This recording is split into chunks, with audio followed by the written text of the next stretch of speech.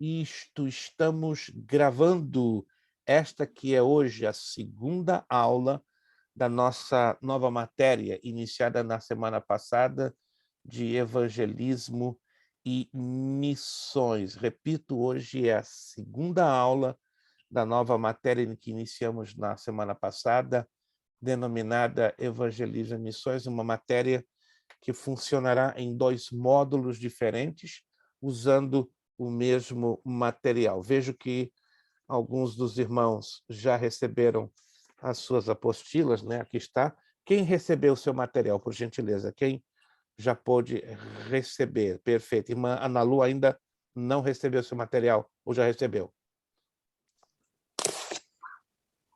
Pastor, a paz do Senhor. Pai do Senhor. Eu só estou com o vídeo fechado porque eu cheguei em casa, eram umas 6h30 e fiz o meu jantar para a gente estar jantando. Aí, assim que eu terminar, eu abro o vídeo. Tranquilo, tranquilo. Obrigado, irmã, pela gentileza, tá bom? Irmã Ana Lu, conseguiu receber o seu material? Chegou hoje, pastor, só ainda não está nas minhas mãos. Perfeito, chegou. Interessante. Chegou, mas não está nas mãos, né? Uma coisa diferente. Não. Yeah. Acontece. Pastora Darlete, a senhora já recebeu o seu material? Recebeu, maravilha, maravilha. Então, praticamente todos já receberam. Irmã Sueli também, acredito que já recebeu o seu material. Correto, irmã Sueli? Ainda não. Ok. Ok. Mas recebeu a apostila PDF, que eu lhe mandei por e-mail. Conseguiu pegar em PDF ou não? Conseguiu, perfeito, maravilha. Por falar em irmã Sueli, né, é nada mais que apropriado, eu quero apresentar a vocês nossa irmã Sueli Mendes, nova aluna, né, que não pôde estar na aula passada, mas está aqui, irmã Sueli, tá? O que nós dizemos para a nossa irmã Sueli Mendes, está ali nossa irmã. Irmã Sueli, dê um acenozinho para que o povo ali conheça, né? Ela tem um sorriso que você nunca vai ter, porque é só dela, tá bom? Se você quiser ter o sorriso da irmã Sueli, peça emprestado, mas eu tenho certeza que ela não vai te emprestar, não. O que nós dizemos para a nossa irmã Sueli Mendes? O que dizemos para ela? Seja bem-vinda em nome de Jesus. Seja bem-vinda, minha irmã, que a boa mão de Deus seja sobre a sua vida, que o Espírito Santo lhe fortaleça, lhe desperte, né, e lhe mantenha bem firme nesta nova jornada que estamos aqui juntos abraçando, né, no conhecimento da santa e gloriosa palavra de Deus. Meus irmãos, eu creio que vocês já foram avisados, mas não é demais repetir algumas orientações que eu já dei, tá? Se não dei, quero dá-las. A matéria de evangelismo e missões é uma apostila que vai cobrir 2 módulos separados. Quando se lembram disso? Quando se lembram disso?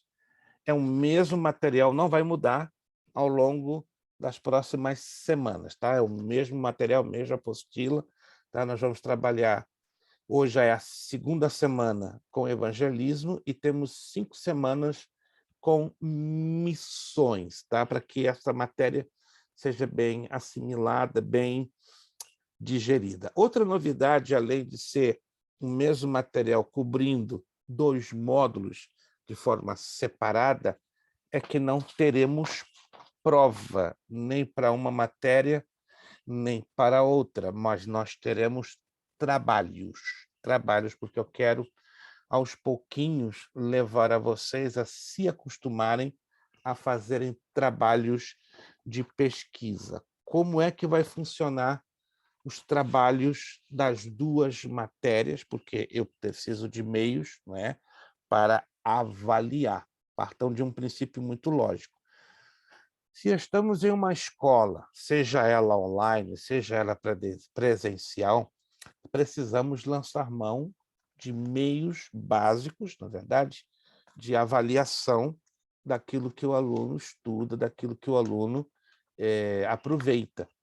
Eu entendo, e existe essa forma, né, que eu vou dizer para vocês. Tem escolas que não tem como avaliar o aluno. Aliás, o aluno pede, por opção, que ele pague, que ele assista a aula, mas ele não quer fazer a avaliação. Aí ele não recebe o certificado. Nós temos já 2 casos. É bem interessante isso, né? Não é uma coisa normal, mas eu quero deixar bem claro que nós estamos abertos também a esta modalidade, embora, repito, não é nada normal, só que por uma questão matemática, né, lógica, nós não damos o certificado, porque o certificado quer dizer o seguinte, que o aluno não apenas pagou, não apenas esteve presente, participando, mas também um aluno se submeteu às avaliações de forma bem básica, né? Como é o nosso caso, provinha ou trabalho. No caso, quando um aluno apresenta uma situação muito pessoal, altamente extraordinária. Não, pastor, eu não tenho condições de fazer prova, não tenho condições de fazer trabalho,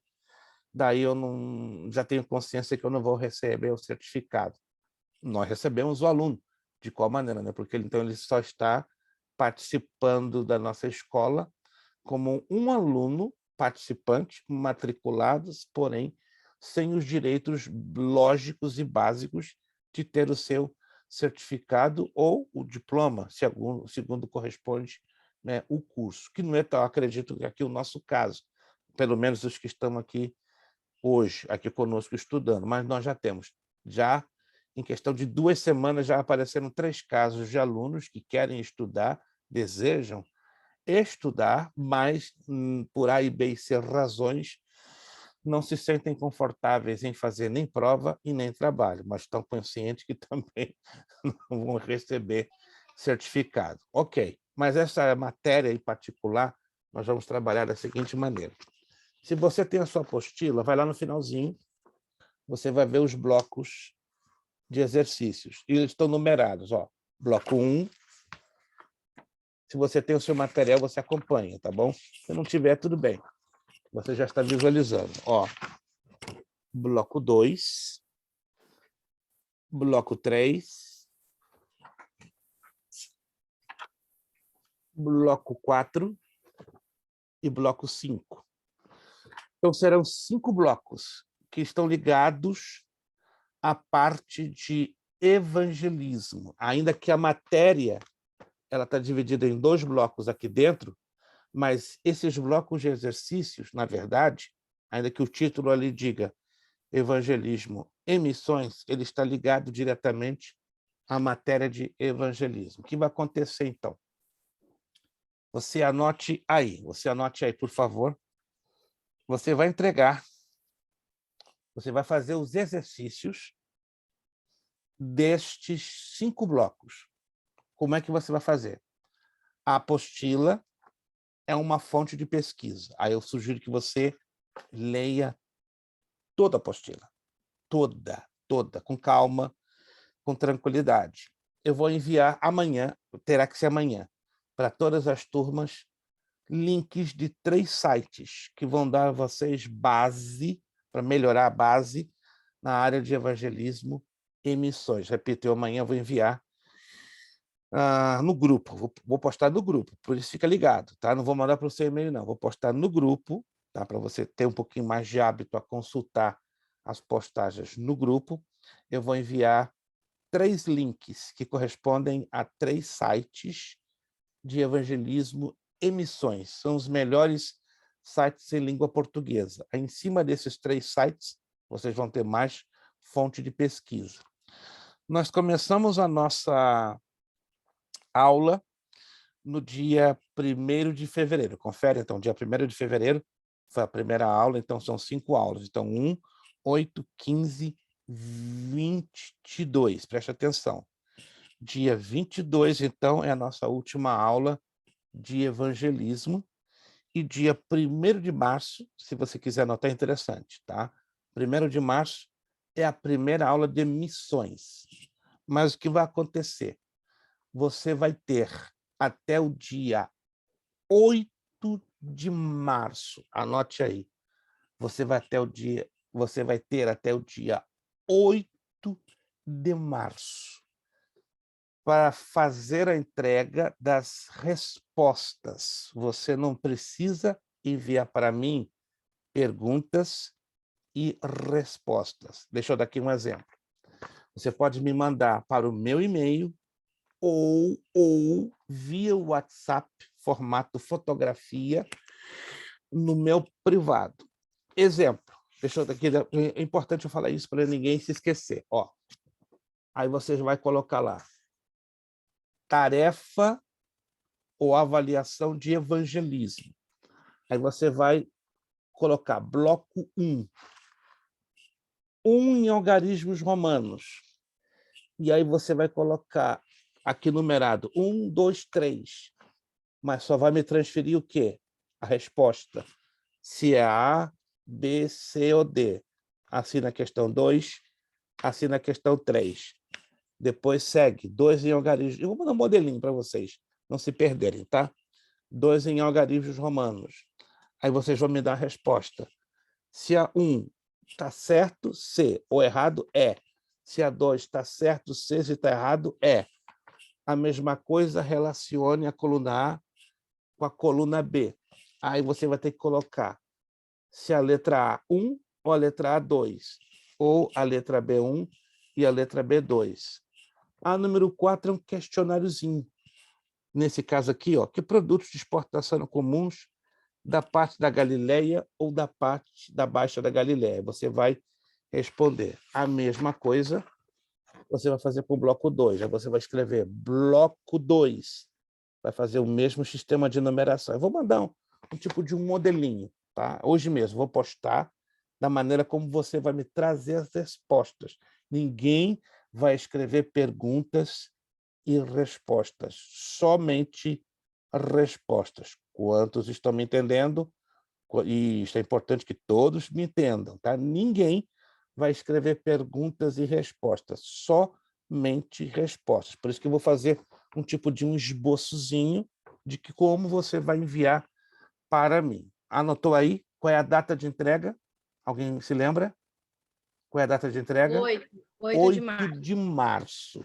Anote aí, em caso extremo que algum aluno tenha problema de trabalho, problema de família, que o seu tempo fique prejudicado, você terá até o dia 22 de março. Mas a data número 1 de entrega, dia 8. A segunda data de entrega, dia 22. Quando começarmos a primeira aula da matéria de missões, que é o mesmo material, só que é o módulo 2, aí eu já vou dar a data de entrega do segundo trabalho, que é o trabalho de missões. E já vou adiantar como vai funcionar. Como é que funciona vai funcionar o trabalho de missões? Vai ser um jogral, com data marcada. E já no primeiro dia de aula, a matéria de missões, eu vou dar as regrinhas de como vai funcionar o trabalho do jogral. Alguém já fez jogral na sua igreja? Algum trabalho de jogral? A pastora Darlete já fez. Ninguém mais fez jogral? É tipo um debate, né, pastor? Algo parecido, bastante parecido. É um debate no formato de uma representação teatral, uma simulação. Como é que vai funcionar, então, esse jogral? Deixa eu rapidamente, eu tenho que gastar esse tempinho, né, para vocês entenderem como é que vai funcionar. E isso vai acontecer com praticamente a maioria de todos, porque nós temos alunos que não estão aqui conosco, mas estão estudando no formato de aulas gravadas. Então, eles terão que submeter a essa forma, a menos que eles se sujeitem a fazer um trabalho. Aí é diferente, tá? Que eles estão, obviamente, vão assistir este vídeo e vão me passar a informação e fazerem a escolha qual o modelo que eles gostarão de serem avaliados. Mas o debate ou o jogral vai funcionar da seguinte maneira. São em torno de... Deixa eu ver quantos alunos aqui nós temos. O grupo daqui são 17, na verdade, 18 alunos. 16 a 17 alunos, dos quais 3, na verdade, estudam por fora, ou seja, não estão no presencial. Nós vamos contar aqui com 15 alunos. Serão 4 grupos de 3, 4 alunos, tá? Mas no primeiro dia de aula de missões, eu já vou sugerir a formação dos grupos. Cada grupo vai ter um líder, tá? Um líder. O líder vai designar um porta-voz. Muita atenção, uma pessoa que vai falar em nome do grupo. Este porta-voz pode ser o próprio líder também, se caso não haja um consenso de alguém aceitar a designação de ser o porta-voz, ou pode ser aquela pessoa que o líder designe. Deixa eu dar um exemplo, é só um exemplo. Irmão Wilson Fernandes seria líder de um grupo, um exemplo, tá? E no grupo dele estaria o irmão Elton, irmão Robson e o irmão Kleber. É somente um exemplo. Eu estou dizendo que esse grupo vai ser assim porque depois vai haver um acordo e cada um vai procurar aos alunos para que se feche esse acordo. Mas, digamos, o irmão Wilson é o líder do grupo azul, tá? E ele vai designar, digamos, o irmão Elton como porta-voz, Aí vem o grupo verde. Quem é o líder do grupo verde? Exemplo, irmã Vanessa é a líder do grupo verde. Aí seria irmã Vanessa, exemplo, é só um exemplo, tá? Irmã pastora Darlete, irmão Absai e irmão Leandro, ok? A irmã Vanessa designa o irmão Leandro, um exemplo, né, como o líder do grupo. Cada grupo, o grupo azul e o grupo verde, além de terem porta-vozes, um vai representar o grupo dos crentes. Digamos, o grupo azul representaria o grupo dos crentes e o grupo verde representaria o grupo das seitas. Qual o debate que ocorreria entre o crente, o grupo dos crentes e o grupo das seitas? No caso, o grupo do irmão Wilson é o grupo dos crentes, mas o grupo do irmão Elton seria das seitas, e essa seita seria o islamismo. Então, vai ser um crente debatendo com o islâmico. Então, os dois vão ter que estar bem preparados, muito preparados, porque o islâmico vai dar o pontapé inicial. Porque creio em Maomé, porque eu creio que o Corão é a revelação exata de Deus, porque Alá é o verdadeiro Deus. Estão me entendendo? Então, o que vai representar a seita vai ter que estar bem preparado com as suas argumentações. Da mesma maneira, o porta-voz dos crentes vai ter que conhecer a fundo o islamismo. Então, vamos começar aqui um debate, claro, sem agressividade, mas um debate que leve, e no máximo de 10 minutos, quem vai convencer quem. Aí eu vou avaliar.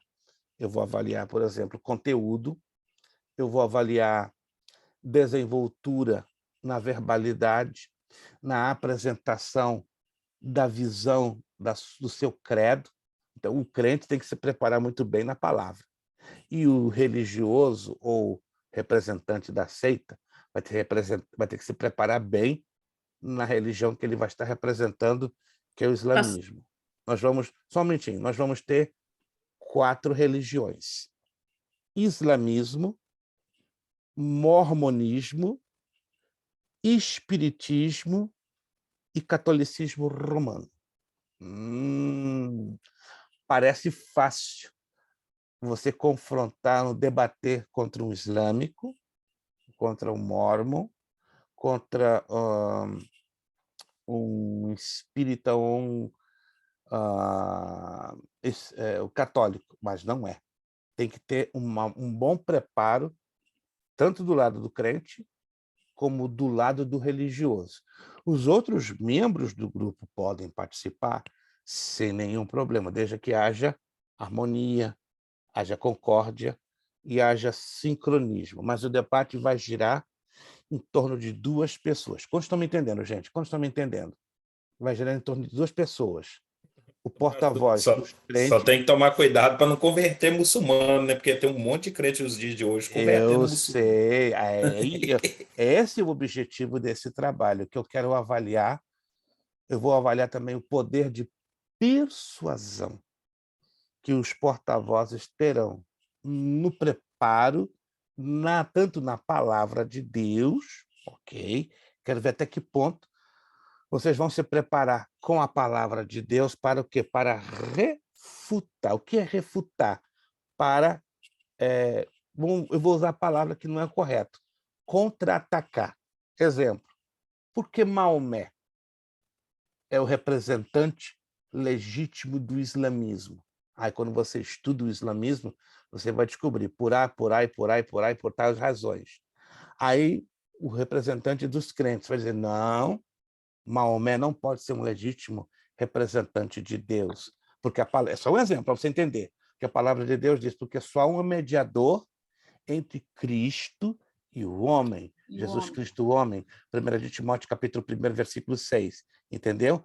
Então, quando o crente for rebater o islâmico, o católico, o mórmon ou o espírita, ele tem que ter muita base bíblica, mas lembre-se, como o irmão Elton falou, tendo cuidado de não haver um convertido. Mas Maomé foi o último profeta, pastor.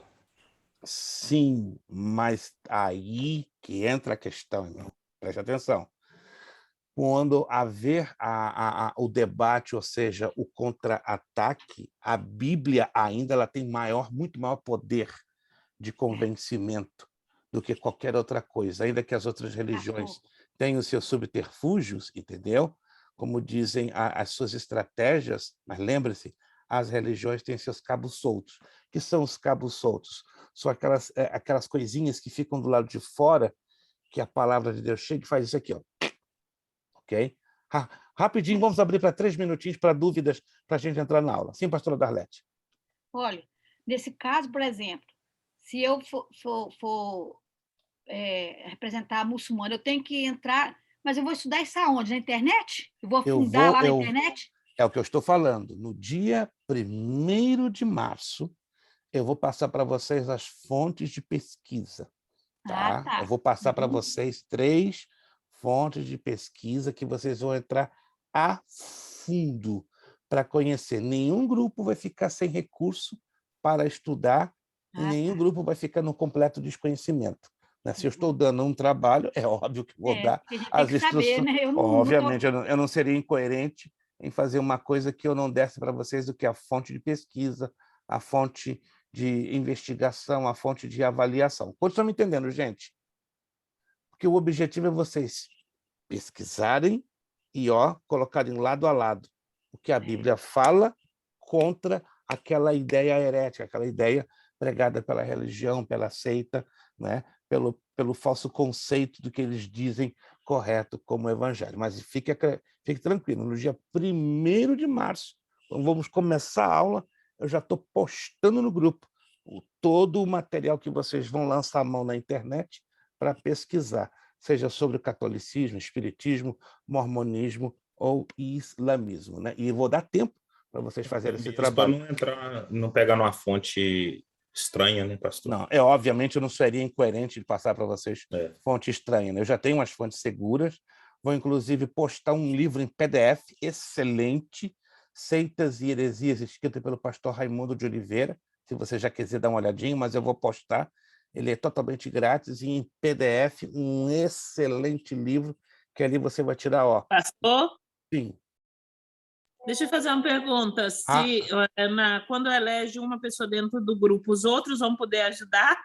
100%, essa é a intenção. Todos vão ter que interagir, todos vão ter que trabalhar, não vai ter essa de levar um elemento sozinho, todo o grupo no lombo. Me permite usar essa expressão, porque é uma tendência dos trabalhos em grupo, só um levar o grupo inteiro nas costas. Não, de forma nenhuma. Isso não vai ser aceitável, porque eu vou supervisionar.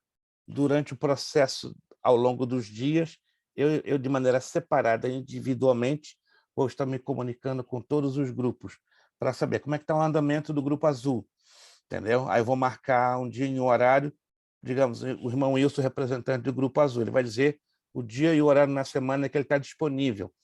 Claro que eu vou dar um prazo para o irmão Wilson, não vou pegar assim, ele de calças curtas, vou dar ao irmão Wilson um exemplo, uma semana. O irmão Wilson, organiza aí o grupo, em uma semana, nesse dia e horário que o irmão estiver disponível, eu faço uma chamada telefônica ou uma chamada de vídeo para saber como é que está o andamento. E assim eu vou fazer com todos os grupos. Todos os grupos terão que se envolver, todos os elementos do grupo terão que se envolver, todos se consultando, conversando uns com os outros, ainda que vai haver o porta-voz de um e o porta-voz de outro, que não impede que todos também possam interagir. Lembre-se que esse trabalho, essa apresentação, durará 10 minutos no relógio para cada grupo. Então, vai difícil, hein? Esse aí, o senhor arrebentou. É a capacidade de resumo. No momento que o aluno pesquisa, eu quero também avaliar a capacidade, até que ponto o aluno tem a capacidade. É bom que a gente aprende. Exato. Vocês vão aprender bastante e, acima de tudo, trabalhar com uma coisa chamada tempo. Em resumo, na cultura brasileira, eu percebo que é um problema muito grande dosar tempo com palavras. Então, vamos trabalhar tempo com palavras. Tá?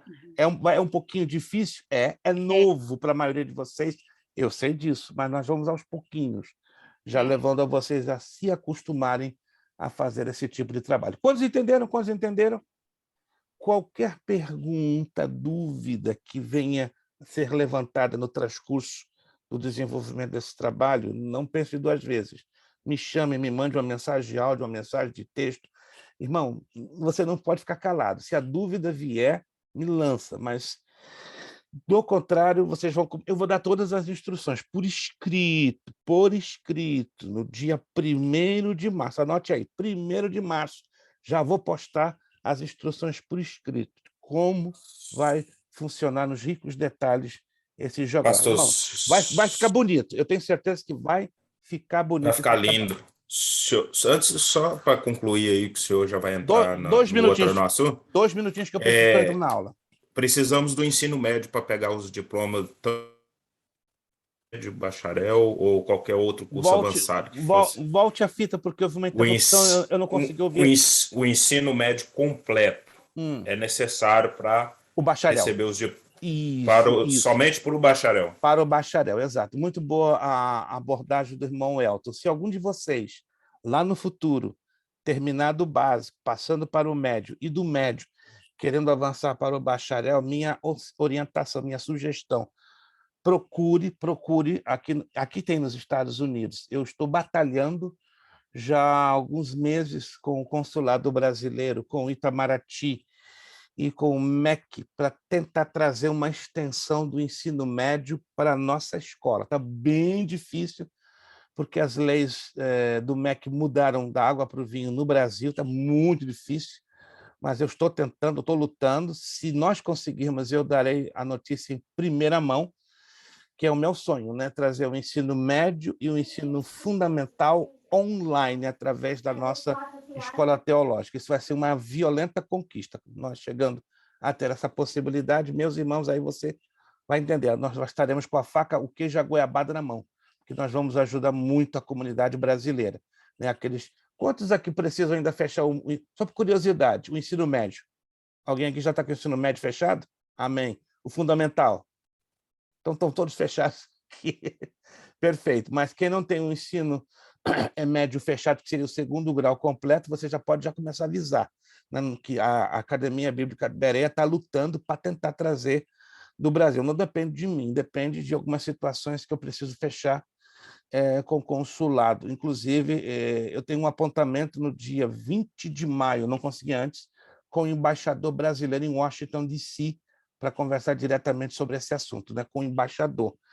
Eu pedi uma conversa com o embaixador, porque o embaixador é a pessoa apropriada que vai me dar todas as condições para acelerar esse processo. Eu já entrei com um pedido formal no Itamaraty, junto ao MEC, através de um ofício, mas pela pandemia, é um processo que leva até 120 dias só para receberem a carta e protocolar. Mas tudo bem, isso é a burocracia do nosso país. Vamos para a nossa apostila? Tomei muito tempo, eu sei disso, mas foi necessário. Vamos lá. Introdução ao evangelismo pessoal. Página de número 5. O que você entende? Deixa eu fazer aqui, desculpe. Algum aluno pode me abrir o áudio e me dar a resposta à seguinte pergunta. O que você entende em poucas palavras? Não se preocupe que você vai errar, porque estamos aqui todos para aprendermos juntos. O que você entende por evangelismo pessoal? Evangelismo pessoal. Vamos lá. Qual seria o evangelismo que a gente faz, por exemplo, no trabalho, com alguém conhecido, na rua, é quando você não está fazendo ele dentro da igreja, que a igreja seria uma pregação para todos. O pessoal é você ir direto ao ponto. Quando você fala com um judeu, você vai falar diretamente, especificamente sobre aquele assunto do evangelismo, evangelizando dentro da palavra. Perfeito. Irmã Ana Lu, ela já destrinchou, ela já foi mais ampla Agora, alguém pode resumir essa definição da irmã Ana Lu mais curtinha ainda? A irmã Ana Lu está corretíssima, só que ela ampliou, ela deu um desenvolvimento bem mais amplo, explicando como funciona o evangelismo pessoal. Mas o que você, pegando a definição da irmã Ana Lu, poderia resumir numa frasezinha bem mais curta? Vamos lá. O que você entende por evangelismo pessoal? Uma frase mais curta. Quando eu evangelizo meu vizinho? Como? Quando eu evangelizo meu vizinho? Ok, agora vamos... Está perfeito, irmão Abissai. Concreto é ganhar almas por reino. Vamos colocar mais reduzido. O irmão Abissai não está errado em nada. Ele já foi... Todo o tempo, em qualquer lugar. Aí o irmão... Agora o irmão Wilson fez isso. Abriu um pouquinho mais. Pastor, não seria, no caso, no inglês, seria one-on-one que fala? Aí está, excelente. Para que falar em inglês, Vanessa? Em português. É porque não está na minha cabeça em português. É a apresentação das boas novas cara a cara. Cara a cara. Corpo a corpo. Pessoa a pessoa. Então, se você quiser escrever aí o que é evangelismo pessoal, de maneira bem simples, é a apresentação das boas novas de salvação, corpo a corpo, pessoa a pessoa, cara a cara. Porque tem o evangelismo coletivo, não é? Que você prega para massas, para multidões, como Billy Graham. Quem já ouviu falar do pastor Billy Graham, pastor americano?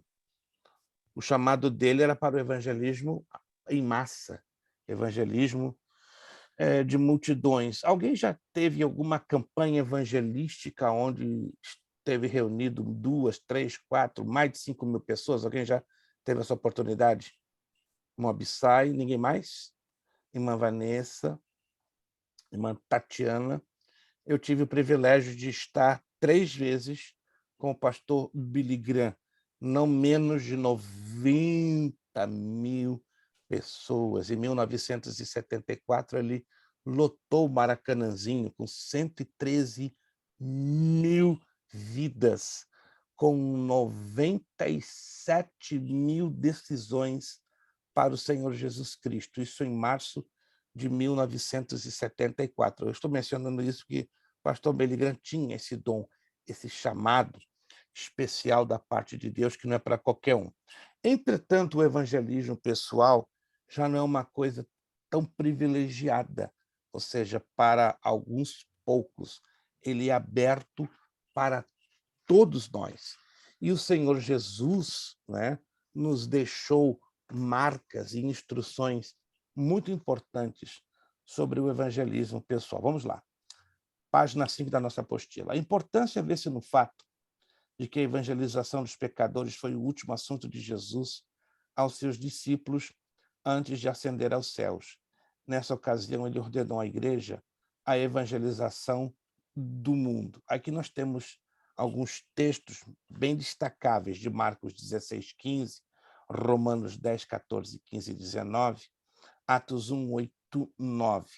Nestes textos aparece uma palavra grega, megadunis, que quer dizer grande poder, terrível poder. Primeira coisa importante para realizarmos um evangelismo pessoal bem-sucedidos: sermos revestidos por este grande poder.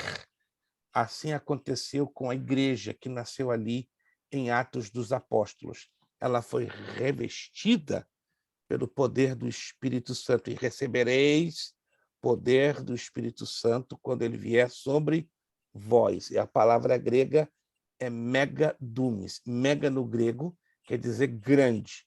Dumis ou dunamis, ao pé da letra, quer dizer dinamite. E olha que a dinamite ela foi inventada em 1876 pelo químico sueco Alfred Nobel. Daí o chamado Prêmio Nobel. Quem não sabia, esse nome Nobel, Prêmio Nobel, é dado ao inventor da dinamite em 1876. Tá? A dinamite tem o nome técnico de TNT. Alguém já ouviu falar disso? TNT. Ninguém sabe o que quer dizer TNT, mas você não é obrigado. Isso aqui é aula de teologia, não é aula de conhecimentos gerais, mas só para curiosidade. TNT é a fórmula química da dinamite, trinitrotolueno. Eu trabalhei em laboratório de química vários anos no Rio de Janeiro, ali no Instituto Oswaldo Cruz, como auxiliar de químico. Eu tenho formação de auxiliar de química, então eu lidei muito com o trinitrotolueno, ou chamado nitroglicerina. Ela é mais conhecida como a nitroglicerina. Uma ampolinha de nitroglicerina, se você joga à distância, é como se fosse uma granada. Faz um estrago enorme. Então, o Espírito Santo seria derramado na vida do seu povo para fazer um estrago no mundo espiritual, para explodir as correntes das trevas, as correntes do pecado, as correntes da ignorância. Então, para fazermos o trabalho de evangelismo pessoal, temos que estar cheios deste megadumis, ou desse grande poder que teria uma sensação na nossa vida, bum, explosiva. Lembre-se de Pedro. Pedro, o apóstolo, ele tinha um problema de caráter. Qual era o problema de caráter de Pedro? Alguém pode me dar uma ideia? Pedro foi um servo do Senhor, foi um grande discípulo. Hein? Sanguíneo. Sanguíneo. Todo sanguíneo, quando ele não é trabalhado pelo Espírito Santo, ele é medroso, ele é covarde, ele fala o que vem na cabeça, não mede as consequências, é como fosse um bipolar emocional. Mas depois que o Espírito Santo veio sobre Pedro com o megadumis, ou seja, ele foi revestido deste poder, Pedro mudou da água para o vinho. Diz a palavra que lá em Atos, capítulo 2, verso 37 ao 39, ele se levanta para pregar ali no meio do povão que estava reunido em Jerusalém, e um número de convertidos se levanta de uma maneira extraordinária. Alguém se lembra? Quantos convertidos Pedro arrebanhou naquela simples pregação? Só porque 5.000. 3.000. 3.000, é. A primeira vez foram 3.000. A segunda vez foram mais de 5.000. Vamos aqui pensar juntos. É normal alguém se levantar pregando uma mensagem tão simples de arrependimento ao ponto de levar 3.000 pessoas a se converterem? Sejam sinceros, isso é normal? Não. Nem um pouquinho. Hoje em dia, 80 pessoas fazem isso aqui para ganhar uma alma por ano. 80 é uma estatística de 2017. 80 crentes lutam um ano inteiro para ganhar uma alma. Mas no tempo do apóstolo Pedro, era um só para ganhar mais de 1.000. Por quê? Eles eram cheios do megadumis, cheios do poder do Espírito Santo. Aí eu pergunto, Jesus mudou? Nem um pouquinho. Ele é o mesmo ontem, hoje e sempre. Está lá em Hebreus 13, 8. O problema está em nós. Nós que mudamos. E mudamos demais. Porque as promessas de Deus não mudaram, a palavra de Deus não mudou, nada mudou no plano de evangelismo pessoal. O problema é que a igreja fez isso. Deu um grave passo para trás. E nós vamos entender por que a igreja, ao longo dos anos, infelizmente, deu esse passo enorme para trás, a ponto que hoje igrejas estão passando por terríveis crises de identidade. Hoje parece que a igreja decidiu, é uma decisão que eu percebo, não em todas, mas a maioria decidiu ficar no quadradinho das 4 paredes. E com isso ela perde a sua identidade bíblica, porque o nome igreja vem de uma palavra grega, eklesia, chamados para fora. Então a igreja foi chamada para fora para ganhar almas. É errado, alguém me perguntou, uma igreja ter eventos? Não. É errado, sim, biblicamente, uma igreja que vive de eventos. Cuidado, tem igrejas que todo fim de semana tem um evento. O oxigênio daquela igreja são os pregadores de fora, são as bandas gospels, são os avivalistas. Isto biblicamente é errado. Não é errado a igreja ter um evento ali, um evento acolá, Mas uma igreja que só vive de eventos, irmãos, não sou eu que estou dizendo, não. É a Bíblia. É uma igreja que perdeu a identidade bíblica. Tá? Igreja que tem identidade bíblica tem que evangelizar, tem que ganhar almas, tem que discipular, porque, do contrário, essa igreja está morta. Está na nossa apostila. Uma igreja viva é uma igreja que evangeliza e discipula. Evangeliza para ganhar almas e discipula para fortalecer cristãos. Amém, irmãos? Amém. Vou repetir, uma igreja viva. Uma igreja viva, segundo a palavra de Deus, é uma igreja que evangeliza e uma igreja que discipula, que prepara os crentes. Se essa igreja não faz nenhuma coisa e nem outra, ela pode ser qualquer coisa. Ela pode ser até um clube. Mas não é uma igreja. Então, pastor, o negócio está feio. Se a gente então for colocar na ponta da caneta, então hoje nós temos mais clubes sociais com o nome de igreja do que igreja. Eu não estou aqui julgando ninguém, meus irmãos. Me entenda bem. Não estou mencionando nomes de denominações e nem de igrejas. Mas o comportamento delas à luz da Bíblia deixa muito a desejar. Vamos avançar então para entendermos isso aqui, porque, olha, essa matéria vai deixar você não de cabelo em pé, mas vai dar um nó no nosso pescoço e no nosso coração, e vamos chegar a uma conclusão que algumas igrejas estão muito distantes do que é verdadeiramente ser. Mas, ô pastor, só uma colocação aí no que o senhor está falando, mas o que acontece aí, eu falo por experiência de mim mesmo. Se nós não vigiarmos, nós fazemos a igreja num lugar social, só para encontro.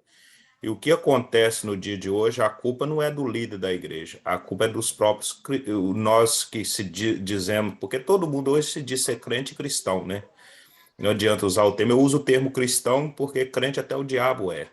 Mas, infelizmente, faz da igreja um lugar social e dá aplauso para aquilo ali, porque fica comodismo, né? Que seria. Mas vamos parar, vamos colocar a coisa na balança, vamos equilibrar da seguinte maneira.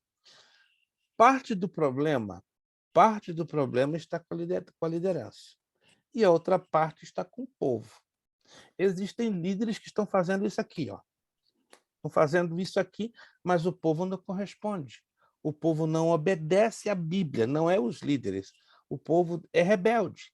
Já tem o outro lado da moeda. O povo quer aprender, o povo quer avançar, o povo quer se desenvolver, mas os líderes são negligentes. Então, são duas situações que coexistem e temos que avaliar. Então, tem igrejas que os líderes estão fazendo isso aqui, mas a igreja não está nem aí. Mas tem outras igrejas locais, não é, que a igreja está com sede, está com fome, quer crescer, quer ser bem orientada, mas a liderança não está nem aí.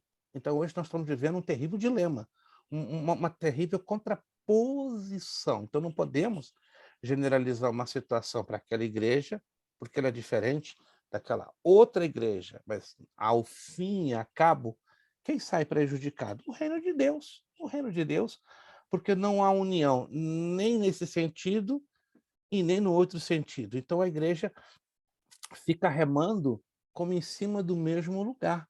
Não avança, não sai, não cresce, não se desenvolve. Hoje, só para vocês terem uma ideia, que a gente vai avançar um pouquinho, 80% das igrejas estão preocupadas com o quê? Com quantidade, com o número de membros, e não com qualidade. E alguns anos atrás... Não só com o número, pastor, mas o número é financeiro. Eles estão preocupados com o lucro que eles vão ter. Exato. Eles só querem receber. Depois que dá, não tem um amparo para o depois. Por isso que a gente está magoado e está longe. E é difícil você ganhar almas para Jesus assim. Esse é o grave problema das igrejas de hoje. Nós estamos aqui abrindo um fórum de debates para falar mal de a igreja A, a igreja B, a igreja C. Estamos falando das deficiências que estão impedindo o avanço de um evangelismo pessoal saudável, porque essas igrejas, infelizmente, que são hoje uma esmagadora maioria. Se eu for apresentar uma estatística para vocês, até desanima. Só nos Estados Unidos elas são 74%. Tem igreja... Estão preocupadas com números, e números que apresentam financeiro. Isso aqui. O negócio é o conhecimento também de muitos líderes, né, que deixa a desejar. Eu conheço vários pastores que é muito usado, tem autoridade da parte de Deus, mas se você falar em estudar teologias com ele, já escandaliza. Porque não é conveniente hoje, desculpe, irmãos, repito, não estamos fazendo dessa aula um fórum de debates para falar mal de A, igreja A, igreja B, não se trata disso. Se trata que primeiro temos que olhar para nós mesmos. Até que ponto você, como um ser humano, como cristão, podemos cooperar, podemos contribuir para alterar um pouquinho esse quadro, que é triste, é um quadro sinistro, é um quadro que você olha que a cada dia vai piorando, humanamente não tem formas de melhoria, mas eu posso, com a graça de Deus, com o poder de Deus, você pode, com a graça de Deus, com o poder de Deus, com o conhecimento bíblico, fazemos uma diferença. Só que tem um detalhe. A partir do momento que eu e você, escute essa, queiramos batalhar um pouquinho só, para fazer uma diferença, sabe o que vai acontecer com você e comigo? Nós vamos ser olhados como extraterrestres. Nós vamos ser enxergados como competidores. E pior do que isso, vamos ser enxergados como ameaça. Que isso? O seu pastor, que Deus defenda e guarde você que isso não aconteça, mas o seu pastor tem o risco de olhar para você assim, está querendo ser melhor do que os demais? Está querendo ser mais sabidão do que os demais? Está querendo dar lição de moral para mim, que tem anos de experiência? Irmão, isso aqui é sério. Não estou querendo colocar em questão e nem criar suspeita sobre o seu pastor ou sobre os pastores que você conhece, e eu respeito a todos por igual. Mas nós estamos vivendo hoje a pior das crises do evangelho dentro da Igreja de Cristo. Tá terrível o negócio. Entende? Pastor, isso daí acontece. Essa questão que o senhor está falando aí futuramente, as pessoas, nós dedicamos e estudando, e a pessoa que está liderando a igreja, que várias pessoas lideraram, foi chamado para aquilo, mas não está adquirindo conhecimento e aprofundando, o primeiro confronto seu é quando você abordar numa escola dominical um assunto, por exemplo, mais profundo que o dele. Automaticamente vai ser olhado, e se ele não tiver se ele não reconhecer que ele não tem um conhecimento vasto naquela área, ele vai te impedir de crescer. Em outras palavras, o líder maduro, o líder espiritual, isso aqui é bíblico, gente, não é coisa da minha cabeça, não. Até, se você quiser, eu posso te dar quantos textos bíblicos forem necessários, mas o líder maduro, o líder espiritual, vai ter prazer, vai ter alegria, vai ter contentamento em ver o seu crescimento, o seu desenvolvimento, o seu destaque. Ele vai se alegrar. Uau, a pastora Darlete está arrebentando, louvado seja Deus. Uou, a irmã Vanessa está crescendo maravilhosamente. Glória a Deus, na graça. Essa é a atitude do líder maduro e do líder espiritual. Mas a atitude do líder carnal, do líder que não tem chamado, do líder que não tem preparo, ele vai olhar para o Leandro, exemplo. Leandro está aprendendo muito, Leandro. Peraí, quem te viu, Leandro, da onde você está falando isso? É aquela escolinha do professor Raimundo de Teologia que está te colocando nesse caminho. Leandro, cuidado, essa teologia aí pode te desviar. Aí vem aquela conversinha curiosa, né? Querendo... É um exemplo, Leandro, por favor, pelo amor de Deus, não estou dizendo que o teu pastor está fazendo isso contigo. Não, é verdade. Entendeu? Mas o líder carnal e o líder imaturo vai ter essa... É automático, ele não vai conseguir esconder, entendeu? Ele vai dizer, Ana Lu, Ana Lu está dando uma de profetisa na minha igreja, que negócio é esse? Está sabendo demais, Ana Lu, vamos cortar suas asinhas, né? Fica quietinho um pouquinho, né? Fica de boquinha calada, está falando demais, Deus está te usando muito, entendeu? Agora, repito, o líder espiritual e maduro vai ter alegria de ver o irmão Wilson. Oh, meu Deus, olha como o Wilson está indo de fé em fé, de glória em glória, está crescendo, está ganhando almas, está influenciando a vida espiritual de outro. Gente, isso é que a Bíblia ensina. Paulo ensinou isso a Paulo, a Timóteo, a Tito e aos demais. A alegria de um obreiro é ver o crescimento do corpo de Cristo. Mas a desgraça de muitos líderes hoje é porque não tem chamado, não tem ministério, não tem convicção espiritual e se sentem ameaçados. É triste dizer isso, mas essa é a razão por quê, uma das razões, porque o evangelismo pessoal, tem sido colocado, não é a única razão, mas é uma razão que pesa excessivamente e impede com que o evangelismo pessoal ganhe força. Deixa eu avançar aqui um pouquinho. Qual é o alvo do evangelismo pessoal? Tudo na vida, irmãos, tudo na vida tem que ter projeto. Tudo na vida tem que ter uma meta. Pastor, Sim, por favor. deixa eu só fazer uma pergunta, né? Isso serve de cunho para todo mundo. Hoje em dia as igrejas só sabem jogar entulho em cima das pessoas, né? Na maldade, pela frente abraça, bate nas costas, mas por trás malha o Judas, né? E isso acaba afastando. E na hora de você recuperar essa alma, eles já não querem mais, porque diz que está muito mais fácil ficar no mundo e receber as frustrações do que tem lá, do que o crente que conhece a palavra e não faz. E isso, de uma certa forma, também a gente está vendo que nas igrejas está entrando, vai dar valsa, a gente já não sabe mais o que é certo e o que é errado, porque eles já pregam de uma maneira contextual para enganar todo mundo. Aí você fala assim, meu Deus, será que eu estou errado? Será que eu estou muito religioso? E tem hora que às vezes você acaba perdendo meio que o tato para você ajudar uma alma a voltar para o caminho de Deus, porque você não tem um parâmetro que você pode realmente mostrar, não ser a Bíblia, mas todo mundo quer seguir alguém, todo mundo quer ver alguém. E a gente, às vezes, não tem um exemplo para poder estar sempre em evidência ali. Então, eu acho que é muito difícil. Nós estamos vivendo uma geração de cristãos, a irmã Tatiana usou uma expressão agora chave, onde encontrar referenciais está muito complicado. Não quero que você me julgue ou me queira mal na pergunta que eu vou fazer. Quantos servos de Deus hoje você pode dizer, este aqui, esta aqui é o meu referencial de fé, meu referencial de testemunho cristão e o meu referencial de seriedade na palavra de Deus? Não me responda. Eu tenho duas pessoas ao longo da minha vida de 52 anos de cristão que eu tenho como meus referenciais. Um já é falecido, outro, por bondade e misericórdia de Deus, está vivo, com 104 anos de idade. Está longe. Foi o meu primeiro mentor, está em Montevidéu, no Uruguai. Falo com ele toda sexta-feira, 1h30 por telefone.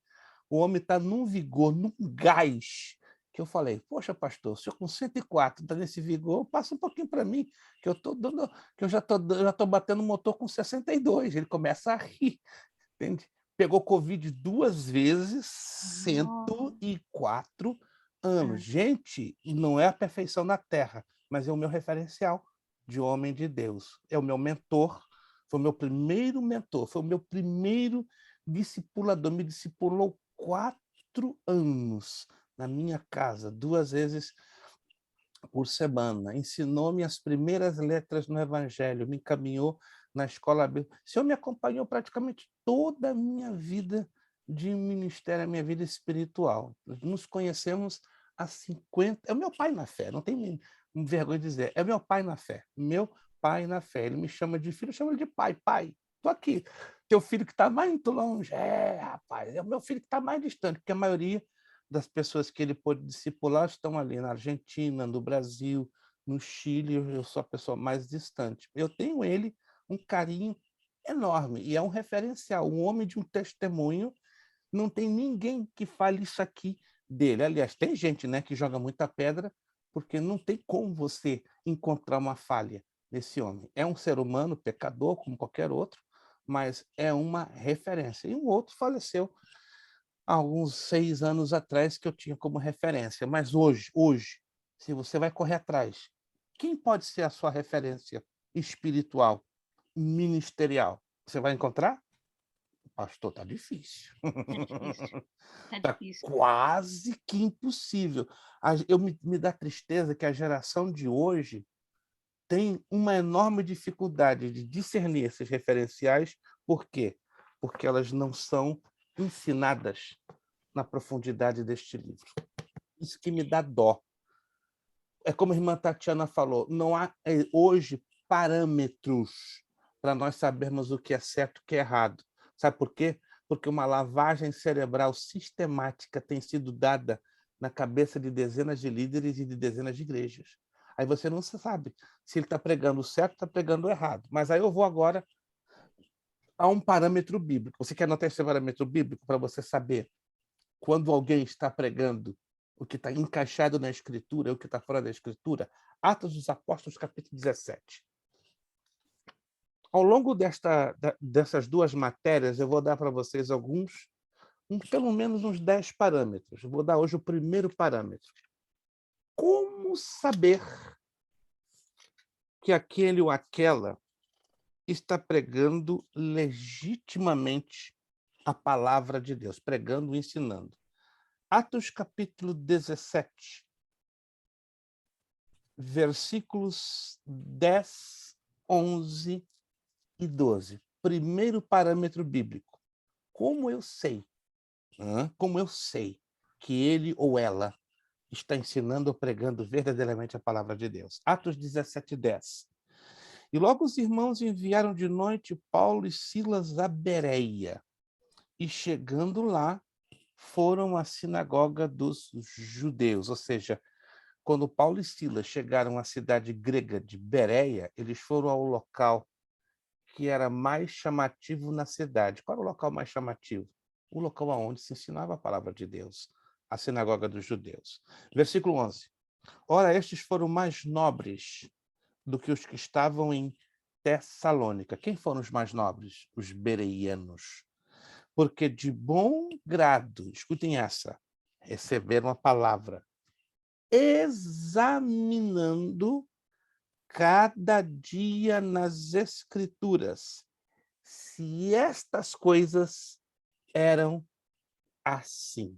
Primeiro parâmetro bíblico para você saber ele ou ela está pregando, ensinando exatamente o que a Bíblia diz.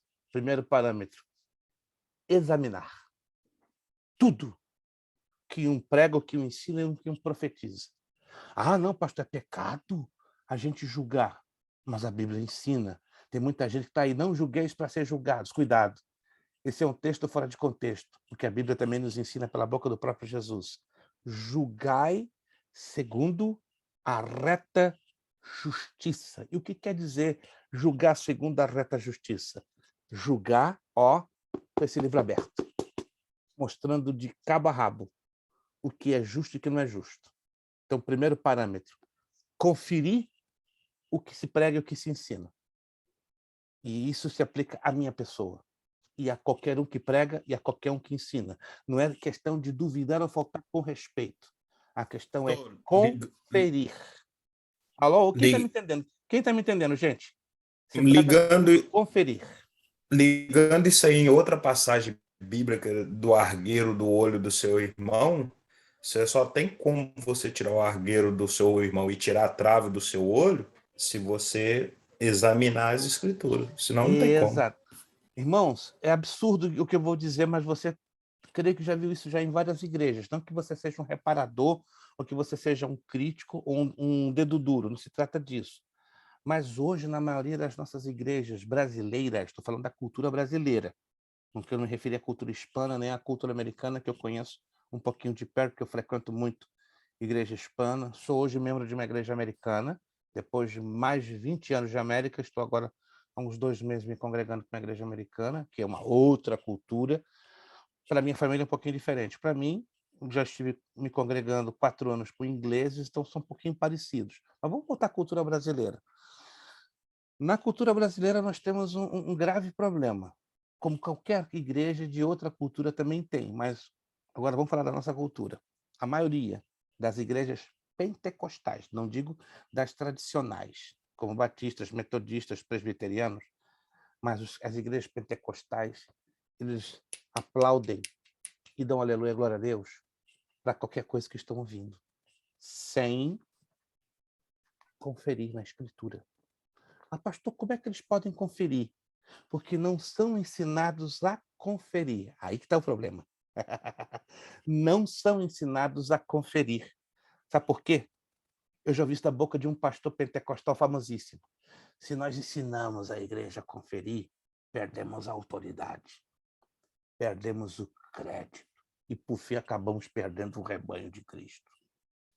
Opa, tem um negócio muito chato aí, muito errado. Irmão Abissai, depois irmã... Gente, essa matéria vai rolar um negócio pesado. Deixa eu falar rapidinho. Vamos lá. Eu tenho 44 anos aqui, poucas pessoas me conhecem, a Vanessa me conhece um pouquinho mais, nós fazemos parte da mesma igreja, mas eu sou filho de pastor, meu pai é pastor jubilado no Brasil, mas o que eu vejo na atualidade hoje é o seguinte, é aquele velho ditado, quer dizer, que é um versículo bíblico, a quem muito é dado, muito será cobrado. O que os pastores não querem hoje é cobrar para não ser cobrado. Porque eu vejo que muitos líderes, principalmente aqui nos Estados Unidos, eles não cobram para não ser cobrado. Eu estou tipo assim, meu salário está entrando, eu estou sendo sustentado, estou sustentando minha família, eu não vou apurrinhar a igreja para que a igreja não venha apurrinhar minha vida. E realmente é uma triste realidade, mas tem acontecido nos meios evangélicos, principalmente nos meios brasileiros. Mas e Deus nessa história? Onde fica? Fica em segundo plano, infelizmente, pastor. Eu vou ser um pouquinho cruel, fica em quinto plano. Eu acho triste isso aí, entendeu? Porque, tipo assim, eu nasci num lar cristão. Meu pai foi pastor, desde quando eu nasci, meu pai é pastor.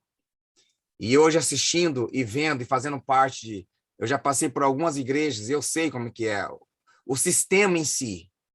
E, querendo ou não, Deus me perdoe, eu sei que nós estamos aqui conversando com adultos e entende o ponto de vista, mas o poder corrompe e o dinheiro fala mais alto nos dias atuais. O irmão usou uma palavra-chave, sistema.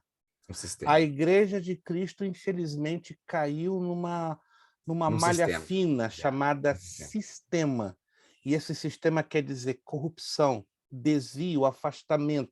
Entendam, irmãos? Por favor, não estamos aqui tecendo críticas sobre nenhum líder ou ministério ou igreja, mas temos que reconhecer, há um sistema que não é bíblico, há um sistema que é humano, e até me arrisco a dizer, até um tanto demoníaco, que está lutando para anular a pureza legítima do Evangelho do Senhor Jesus Cristo. E isso está atrasando o avanço do evangelismo pessoal. Não apenas do evangelismo pessoal. Deixa eu ouvir a irmã Ana Lu, depois o irmão Leandro, né? Porque alguns irmãos já tiveram um pouquinho de participação, então eu quero dar a participação da irmã Ana Lu, depois o irmão Elton volta também, por gentileza. Irmã Ana Lu. Isso o senhor falando é espírito de Jezabel.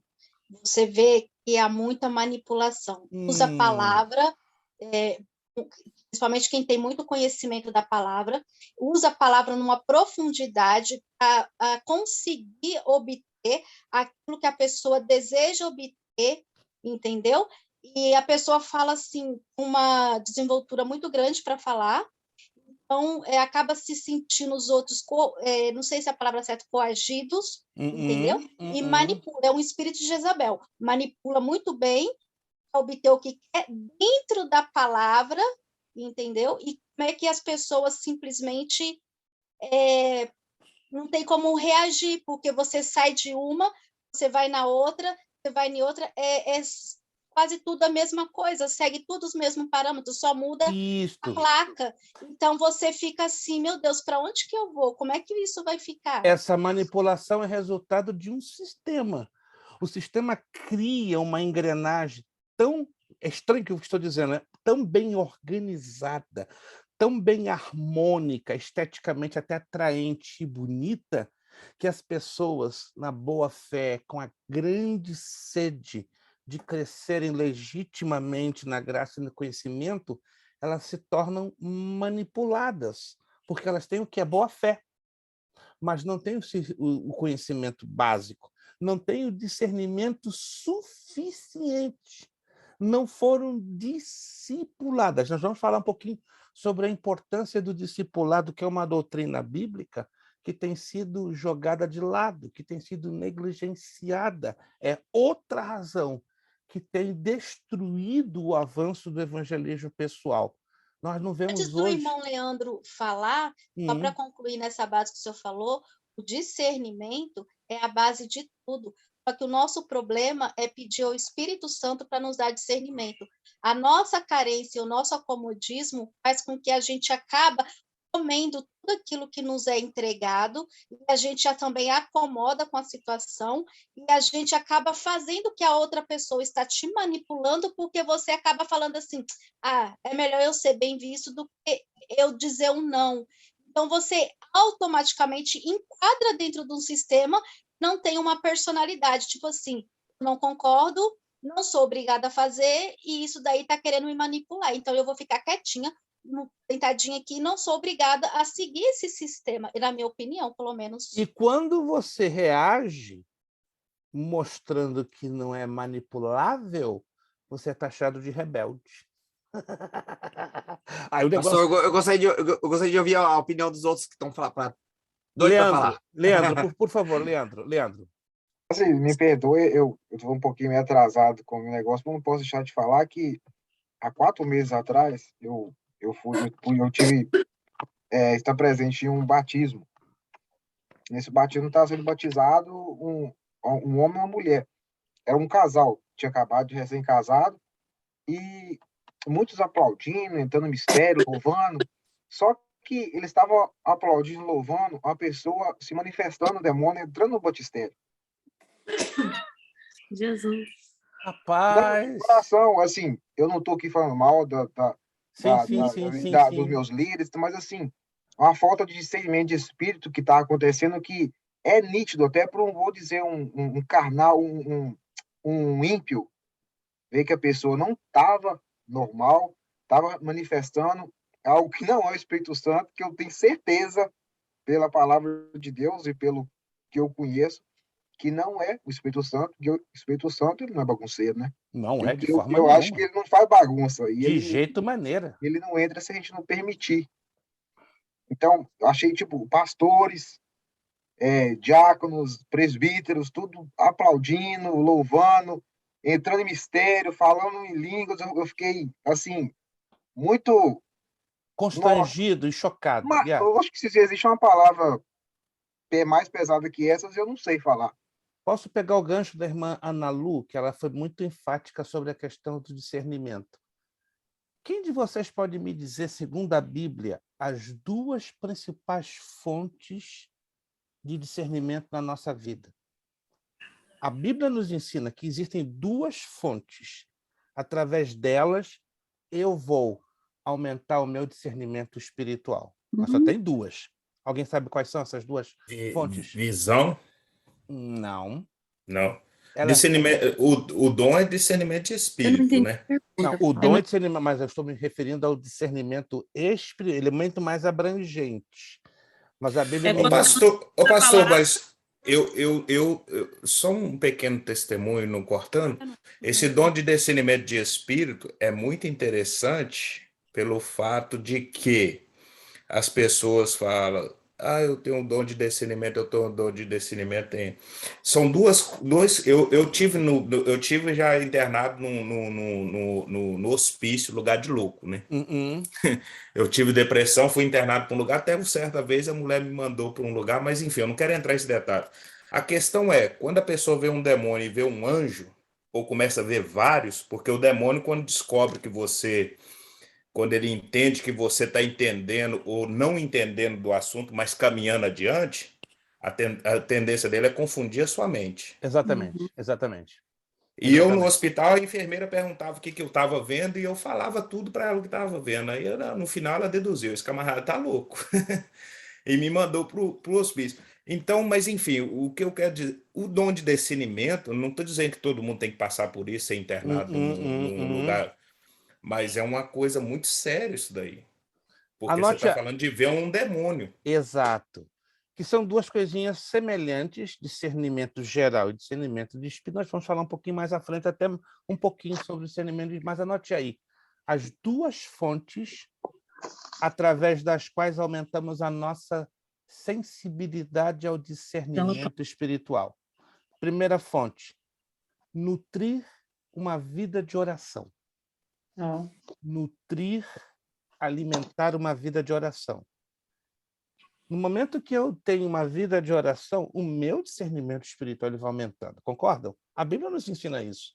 Nós vamos ganhar sensibilidade ao Espírito Santo. E a segunda fonte, a segunda fonte aqui.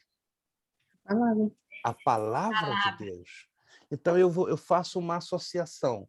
Palavra de Deus e somado a uma vida de nutrição, de alimentação pela vida de oração. Se eu tenho as duas coisas combinadas, qual é a tendência do meu discernimento espiritual aumentar? Ela é grande. Agora, acompanhe aqui esse texto. Primeira carta de Paulo aos Coríntios, capítulo 2, versículo 13, 14 e 15. Isso é importantíssimo. Primeira carta de Paulo aos Coríntios, capítulo 2, verso 13, 14 e 15. Preste muita atenção aqui. As quais também falamos não com palavras de sabedoria humana, mas com as que o Espírito ensina, comparando as coisas espirituais com as espirituais. Verso 14. O homem natural não compreende as coisas do Espírito de Deus, porque lhe parecem o quê? Loucura. E não pode entendê-las porque se discernem espiritualmente. Olha o verso 15, que coisa linda. Mas o que é espiritual discerne bem tudo, e ele de ninguém é discernido. Em outras palavras, o homem espiritual, ele é como uma antena parabólica. Ele enxerga tudo no mundo espiritual, mas ninguém pode entendê-lo. Ele não é discernido por ninguém, porque ele está num nível de maturidade, num nível de crescimento espiritual. Não que Deus faz daquela pessoa melhor do que a outra, é porque ele decidiu lançar a mão dessas duas fontes, uma vida de nutrição pela oração e uma vida de alimentação pela palavra. É como fossem vitaminas e sais minerais que aumentam a nossa sensibilidade ao mundo do espírito, entende? E é o que está faltando hoje também nas igrejas, é discernimento de espírito, que é um dom espiritual. Existem dois discernimentos. O dom tem eu o sei discernimento, que é um só. Tem o discernimento geral, que é o que esse acabamos que eu de não falar. Sabia diferenciar. Esse é o discernimento geral, que Deus quer e dá a todos. Agora, que é através da palavra. E da vida de oração. Agora, o discernimento de espíritos, o nome diz discernir espíritos. Não sei se vocês sabem, eu não vou entrar em detalhes, que também o tempo não me permite. Tem pessoas que falam em línguas, isso aqui pode ser um pouco polêmico, mas se eu tiver um pouquinho de tempo lá na frente, eu vou provar vocês na Bíblia, que falam em línguas, mas não falam da parte do Espírito Santo. Falam da parte de demônios.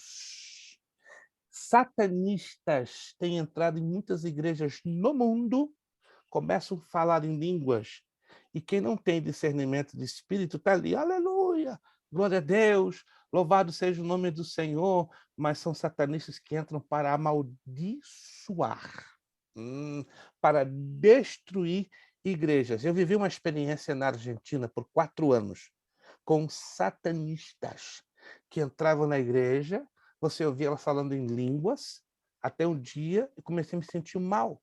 Eu falei, Senhor, se és tu, me revela. Se é um demônio, usa minha esposa, usa mim e usa um terceiro para confirmar. Por que eu pedi 3 pessoas? Porque a Bíblia nos ensina isso, que nada é confirmado a não ser na boca de 2 ou 3 testemunhas. E Deus falou comigo, falou com minha esposa e falou com um outro irmão que estava vindo de uma outra cidade a 1.500 quilômetros de distância. O irmão ficou tão apavorado, chegou, pastor, isso é demônio purinho. E minha esposa veio tremendo, eu confirmo, isso é demônio. E sobrou para nós 3. Aí começamos os 3 clamar a Deus para que o poder do Espírito Santo se manifestasse e envergonhasse aquelas 9 pessoas que estavam falando em línguas. Resultado da história, caíram no chão as 9 endemoniadas. A igreja de boca aberta. Foi uma experiência forte que eu vivi em 1994, entendeu? Irmã Sueli, tem uma questão, por favor. Obrigada. É por isso que, voltando aqui no evangelismo pessoal, é por isso que eu acho assim, muito importante o evangelismo pessoal, porque as igrejas, do jeito que está, que todo mundo já teve as suas experiências, quando a gente evangeliza uma pessoa de perto, você tem como discipular aquela pessoa, acompanhar aquela pessoa, para que ela, quando ela chegar dentro de uma igreja, ela possa ter esse discernimento, ela possa ter um pouquinho de maturidade, ela já possa estar um pouquinho nutrida, para que ela, quando ela vai se escandalizar com alguma coisa, ela não sair, porque se ela sair para ela voltar, vai ser quase muito difícil. Quase impossível. Então, é quase impossível, porque já aconteceu isso comigo, de pegar uma pessoa, não preparar ela, não ter aquele abraçar ela, ter aquele tempo com ela e levar direto para a igreja. E eu vi a diferença, eu deparei com esse problema visível comigo. Mas aí, quando eu já fiz diferente, eu evangelizei de perto, acompanhei de perto, e levei para a igreja e fiquei dentro da igreja igual uma galinha em cima dos pinos, com aquela vida. Porque exatamente assim, irmã Sueli. Cai nesse dilema, porque da decepção, porque isso aí tá uma coisa absurda, é ruim falar, mas é uma coisa generalizada, né? Então, a gente tem que discipular uma pessoa e evangelizar uma pessoa, discipular ao mesmo tempo, colocar ela num lugar que a gente sabe que não é perfeito, mas que pelo menos ela tem uma estrutura para se defender e crescer, né? Como está acontecendo com cada um de nós. Esta é a frase exata, que ela receba uma estrutura para se defender. E essa estrutura hoje, vamos ser sinceros, foi colocada de lado, está sendo negligenciada. Gente, na próxima aula a gente vai falar sobre discipulado. Essa telinha vai pegar fogo, traga extintor de incêndio. O negócio vai ficar sério. Deixa a irmã Vanessa, por favor, entrar com a sua participação. Depois, irmã Tatiana, eu preciso de 5 minutos para fazer o fechamento. Gente, o negócio está quente aqui. A minha poltrona aqui, ó, eu tenho que passar uma toalha úmida. Eu já queria falar, mas nem vai dar tempo de eu falar, né? Mas tá bom, deixa as irmãs falar. Não, a pastora Darlete, a pastora Darlete vai dar o fechamento hoje. Se Jesus quer estourar essa aula hoje, ele vai estourar. Vai usar a pastora Darlete. Vamos lá, vamos ouvir nossa irmã Vanessa. Por favor, depois a irmã Tatiana. Desculpa, pastor. Fique à vontade. Voltando àquilo que o senhor falou lá de demônios que passam por pessoas falando em línguas, eu me lembro de quando eu era mais jovem, a gente tinha períodos de oração, e eu lembro que tinha pessoas lá que acabou a oração e essas pessoas ficaram ali falando em línguas, e a gente achando assim bonito e tudo, e do nada o nosso líder vai lá na frente, coloca a mão nelas e elas caem endemoniadas. Então, ele teve um discernimento. Então, eu já vi isso muito acontecer, de parecer, e fala parecendo igualzinho. Se não tiver discernimento, acha que é o Espírito Santo. Deixa eu abrir rapidinho parênteses, me permita. Pouco nada se ensina sobre um capítulo da Bíblia Sagrada, que é o chamado manual, escute bem, manual de instrução de 3 dons espirituais. Como é que é? Existe esse manual? Claro! Você vai anotar agora. Capítulo 14. Primeira carta de Paulo aos Coríntios. Todo ele. Capítulo 14. Primeira carta de Paulo aos Coríntios. Que manual é esse? É um manual de funcionamento de 3 dons: dom de profecia, dom de línguas e dom de interpretação de línguas. Irmãos, eu não ouço ninguém ensinar sobre esse manual. Minto. Em 52 anos de fé, só ouvi 2 pastores ensinarem sobre este manual. O meu mentor e o pastor Antônio Gilberto da Silva, o mestre das Assembleias de Deus. Perdão que houve uma rápida interrupção. Esse é um probleminha que o Zoom, de repente. Deixa eu voltar aqui a fita. Isso que eu tenho fora o meu mentor, pastor Antônio Gilberto, e eu que ministro quando eu estou convidado para falar a obreiros, nós somos considerados ETs de outro planeta, porque a maioria não ensina sobre o capítulo 14 da primeira carta de Paulo aos Coríntios. Quando você estuda este capítulo, que tem 40 versículos, você vai descobrir como o dom de profecia funciona. Não tem mistério. Qual a função do dom de línguas? Em qual função e como funciona o dom de interpretação de línguas? Por não haver o ensino específico deste capítulo, deste manual, é como a irmã Vanessa disse, é fácil entrar um satanista, usar alguém para falar em línguas, está todo mundo dando glória a Deus, aleluia. Isso é sério, isso é grave. E por que isso acontece? É como a irmã Sueli falou, discipulado, não está sendo dado discipulado. E outra coisa, presta atenção, eu vou terminar em 5 minutos. Se confunde discipulado com cursinho de novo convertido. Não tem nada a ver. Uma coisa é um curso chamado de catecúmenos, que é um curso que prepara pessoas que vão ser batizadas ou pessoas novos convertidas. Essa é a palavra. O que quer dizer a palavra catecúmeno? Candidato a abraçar uma responsabilidade. Seja aquela pessoa que vai ser membro de uma igreja, ela é um catecúmeno, seja aquela pessoa que já entrou numa igreja, ou é um negócio sério, é um negócio grave, por não haver discipulado. O que é discipulado? O irmão Sueli já falou, é acompanhamento.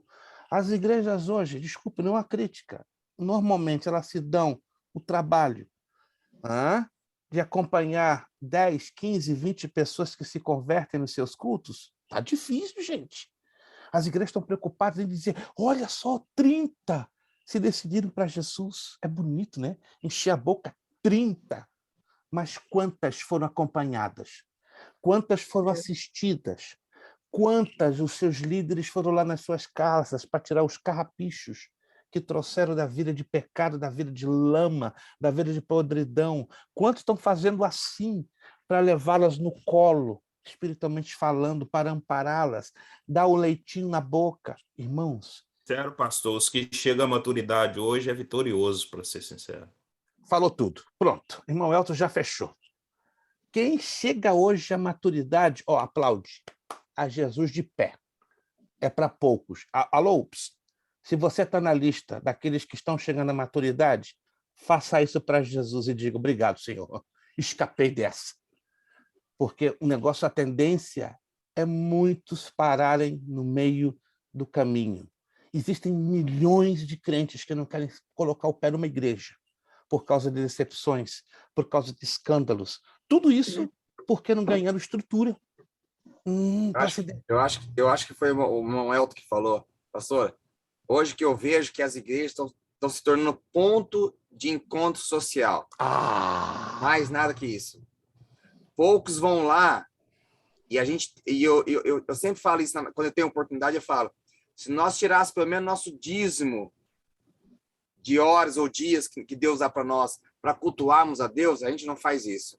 O pouco tempo que a gente se encontra num reduto evangélico, dentro de uma igreja, para louvar a Deus, nós tornamos aquele um ponto de encontro para o seguinte objetivo. Domingo, com quem que eu vou sair para almoçar, para ter um pouquinho de vida social? Principalmente aqui nos Estados Unidos, que é um ponto que, tipo assim, que nós não temos vida social nenhum, trabalhamos de segunda, alguns de segunda a sexta, alguns de segunda a sábado, alguns de domingo a domingo. Então, o pouco de tempo que nós temos, nós se encontramos na igreja para ter um pouquinho de vida social com o nosso irmão em Cristo. E ali, onde nós vamos estar hoje, na casa de quem nós vamos se reunir, e o intuito de louvar a Deus e prestar aquele culto, que é o culto que nós devemos prestar, nós não prestamos. A vida social, sem dúvida nenhuma, deve existir em uma igreja local, mas não pode ser a base, não pode ser a razão principal de uma igreja existir.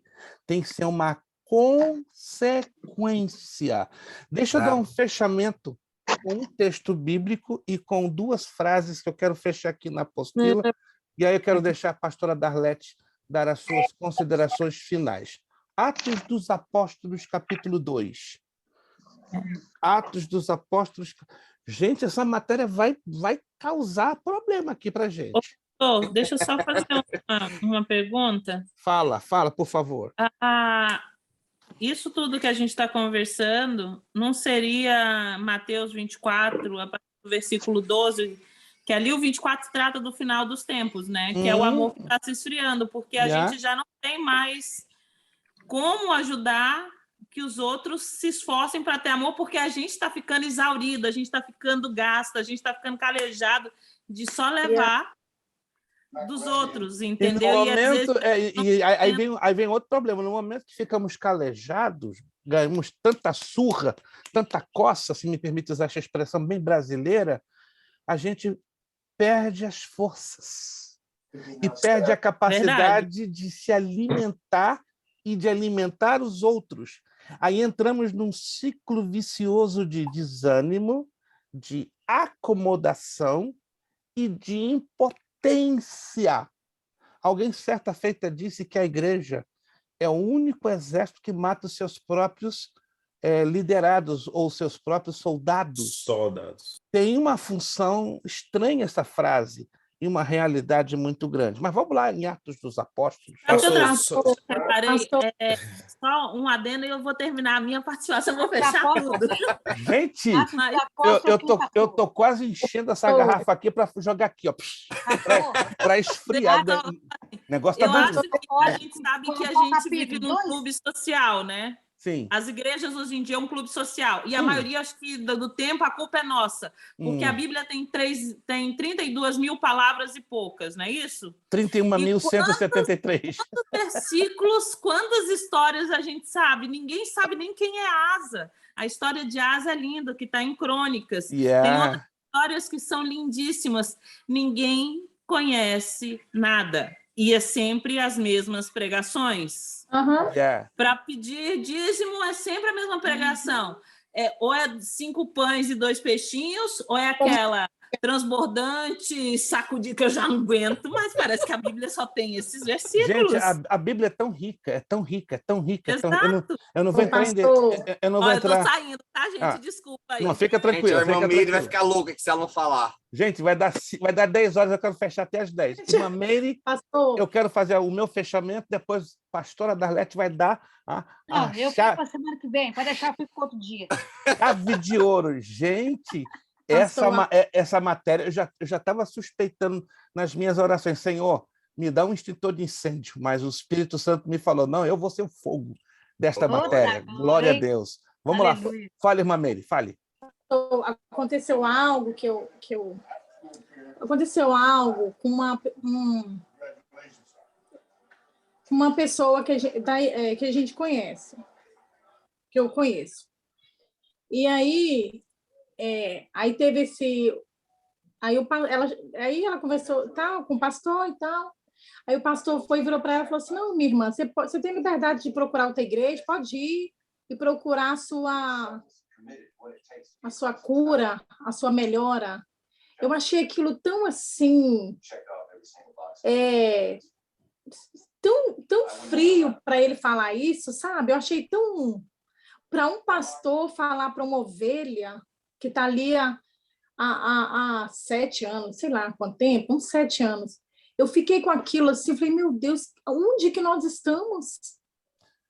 Não me surpreende ouvir isso, infelizmente, não me surpreende. É como já falamos, uma vez que a maioria das igrejas estão se tornando clubes sociais preocupadas só com números e dinheiro, qual será a lógica de haver preocupação com a alma daquela pessoa? Nenhuma, nenhuma. Atos capítulo 2, por gentileza. Atos capítulo 2. Atos capítulo 2, versículo 42, 43, 44, 45, 46, 47. Esse texto você deve estar talvez careca de ouvi-lo, mas nós vamos trabalhar com esse texto na próxima aula, dentro de evangelismo pessoal. Meu Deus, vai ficar curtinha a aula que vem, vai ficar curtinha. Atos 2, 42. E perseveraram na doutrina dos apóstolos, e na comunhão, e no partir do pão, e nas orações. As 4 colunas de uma igreja sadia. 4 colunas de uma igreja sadia. Perseverança na doutrina dos apóstolos. O que isso quer dizer? Perseverança na palavra legítima da parte de Deus. Segundo, perseverança na comunhão. Não é a questão do clube social, é da necessidade de eu depender do irmão Wilson, depender do irmão Absai depender do Leandro, e assim por diante. Isso é comunhão, sentido de dependência. Nenhum de nós somos autônomos ou ilhados, dependemos uns dos outros. Terceira coluna, perseverança no partir do pão. O que é isso? Compartilhar o pouco ou o pouquinho que temos. Se eu ganho 4, vai fazer falta 100? Não. Se eu ganho 4.000 e eu compartilhar 100, eu vou ficar miserável porque eu ganho 4.000 e compartilho 100? Isso é loucura, isso é egoísmo. Isso quer dizer o partir do pão. Gente, preste atenção. Se você ler dentro de Atos dos Apóstolos, na igreja primitiva, escute, não existia necessitado, que é diferente de pobre. Então, essa função aí nas igrejas, essa função nas igrejas hoje, o senhor vai me desculpar, mas a realidade das igrejas hoje, essa função só fica na mão de Deus de repartir. Os irmãos, o Deus incumbiu aos irmãos, e os pregadores só jogam para a mão de Deus. E ninguém reparte mas nada. Deus não vai fazer parte do homem. E eu já ouvi aqui na América, se você não tiver uma empresa na América ou um carro bom, Jesus não está na sua vida. Isso é heresia, isso é blasfêmia, porque os heróis da fé, a maioria deles, eu posso provar você lá em Hebreus capítulo 11, foram homens pobres, homens rejeitados pela sociedade, homens que não tinham nada, mas tinham o que eu e você não temos em 20 anos, comunhão e vida com Deus. Meu Deus! Então vamos lá. Partir do pão. Reconhecer que não somos tão miseráveis e pobres que não possamos compartilhar uma parcela. Mas volto botando na tecla. A igreja primitiva sempre teve pobres, mas não tinha necessitado. Pastor, as igrejas de hoje nós vamos encontrar pobre e necessitado. Olha a crise que está. Pobre, pastor, e necessitado. Seria aquilo seguinte, porque o pessoal hoje em dia, eu aprendi desde lá atrás que a igreja foi a igreja o papel da igreja é abençoar. E hoje o que eles trazem que o papel da igreja é ser abençoada. Ou seja, eu tenho que dar para a igreja, mas a igreja não tem que dar para todos. Em outras palavras, o conceito hoje é de sugar a igreja. É o seguinte, eu tenho que trazer para a igreja. Sugar a igreja. Sugar a igreja. Eu só tenho que abençoar a igreja, abençoar a igreja. Não.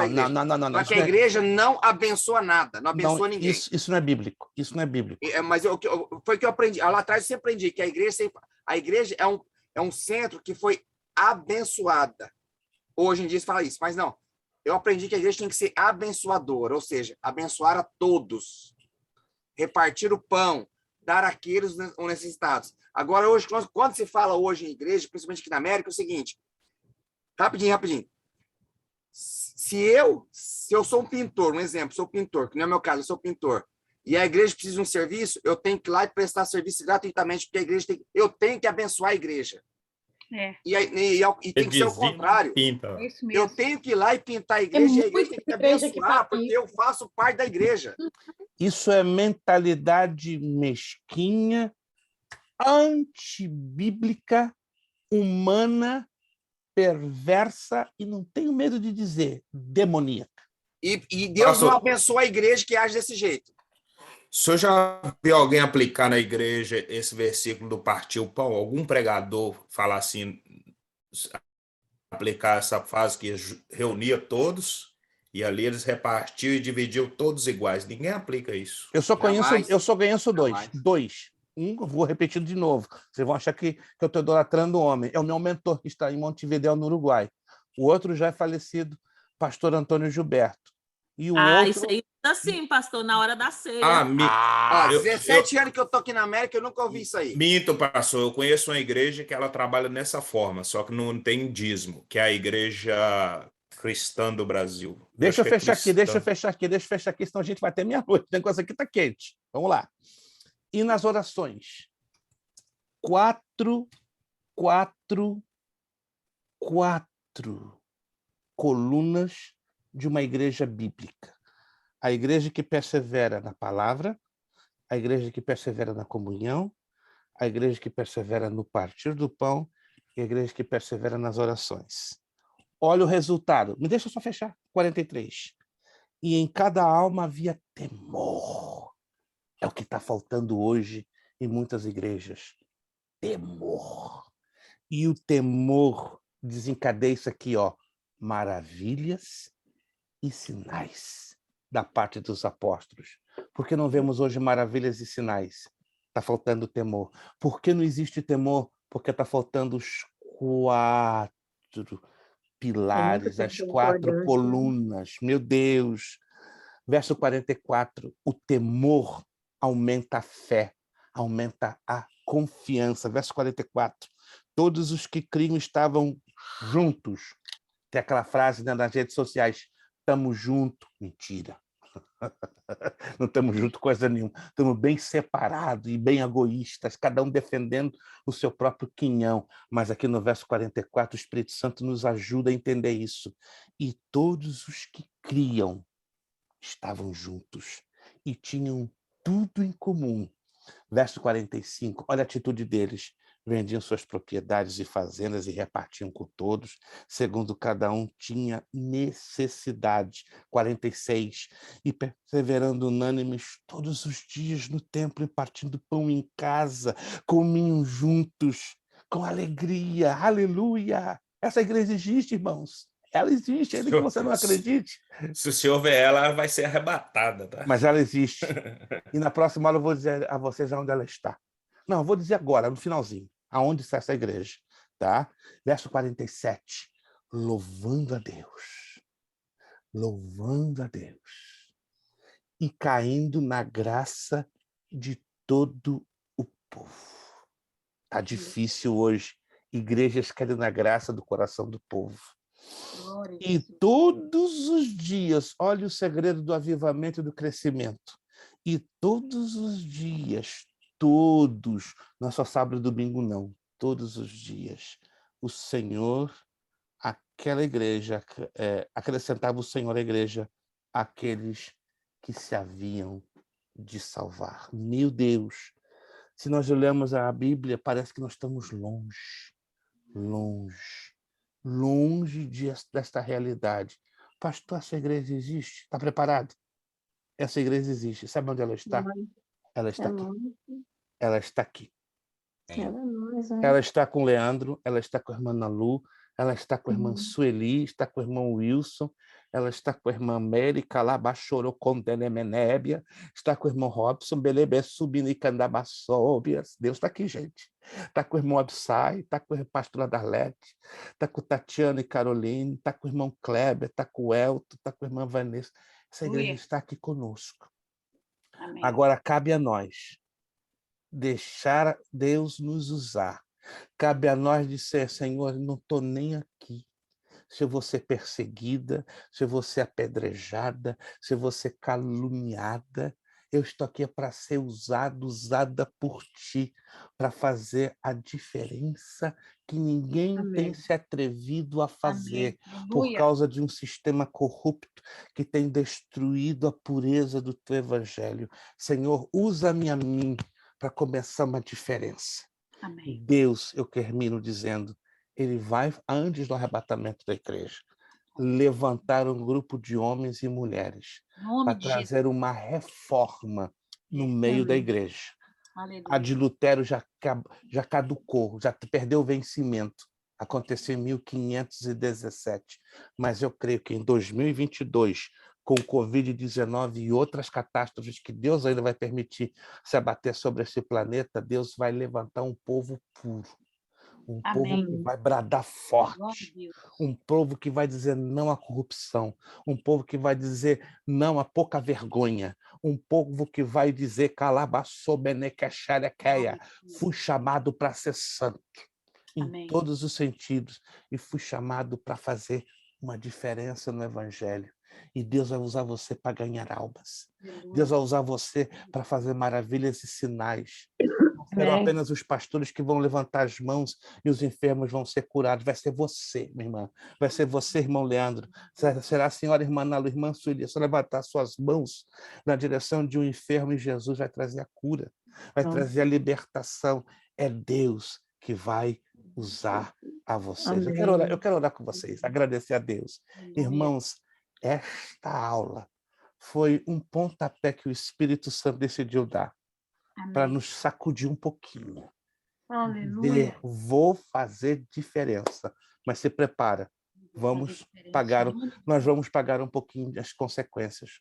Vamos ser perseguidos, vamos ser caluniados, mas não importa.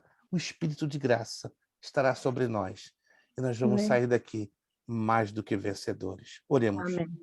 Espírito Santo de Deus, que lindo é saber que esta escola foi levantada por ti, não foi levantada pelas mãos de Luiz Prestes.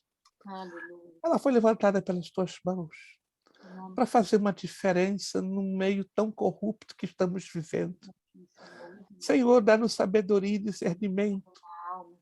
Sabedoria e discernimento para amarmos mais a Tua Palavra e vivermos a Tua Palavra. Ajuda-nos a viver a Tua Palavra. Não estamos aqui como meros teóricos, Senhor. É perda de tempo viver a teoria. Nós queremos viver a prática da Tua Palavra. Ajuda-nos, Senhor, ajuda o Leandro, ajuda a irmã Nalu, irmã Sueli, ajuda o irmão Wilson, irmã Meire, irmão Robson, irmão Abissai, pastora Darlete, Caroline, Tatiana, Kleber, Elton, irmã Vanessa, a minha, todos nós que amamos a Tua Palavra. E conhecereis a verdade vos libertará. Oh, meu Deus, que lindo é saber que esta palavra nos liberta, nos tira da cegueira espiritual, que esta palavra nos confronta, que esta palavra mostra as nossas mazelas, as nossas misérias, e esta palavra revela a necessidade da nossa conversão. Senhor, continua ministrando poderosamente aos nossos corações, continua revelando-nos a Tua Palavra. Senhor, esta matéria vai sacudir ainda muito mais forte. Eu quero agradecer a Ti, Senhor, pelos milagres, maravilhas e sinais que vão acontecer através da vida dos meus irmãos. Vai haver um rebuliço, vai haver um rebuliço, meu papai. Vai haver um rebuliço, não porque eu estou dizendo, é porque o Espírito está revelando aqui. Vai haver um rebuliço. Em muitas casas de família, em muitas congregações, em muitas vizinhanças, através das vidas que estão amando a Tua Palavra e decidindo assumir compromisso. Continua nos falando, nos ministrando. Prepara os nossos corações para a próxima terça-feira recebermos uma porção da Tua Palavra através desta matéria de alto impacto. Ajuda-nos a entender a importância do evangelismo e do discipulado, que nós vamos falar sobre a importância do discipulado. Continua conosco, nos ministrando, nos falando, e nos orientando. É a nossa oração que a Ti fazemos agradecidos desde já, em o nome de Jesus Cristo. Amém. Amém. Esta aula valeu alguma coisinha, gente? Essa aula valeu alguma coisinha? Amém. Se valeu, ó, a glória e a honra só para Ele. Fica nada para nós. Não seja bobo de segurar alguma coisa, não, que a glória e a honra pertencem a Ele. Nosso lema para terminar: seriedade. Seriedade. Compromisso. Compromisso. Disciplina. Disciplina. Seriedade. Seriedade. Compromisso. Compromisso. Disciplina. Disciplina. Seriedade. Seriedade. Compromisso. Compromisso. Disciplina. Disciplina. Seriedade. Seriedade. Compromisso.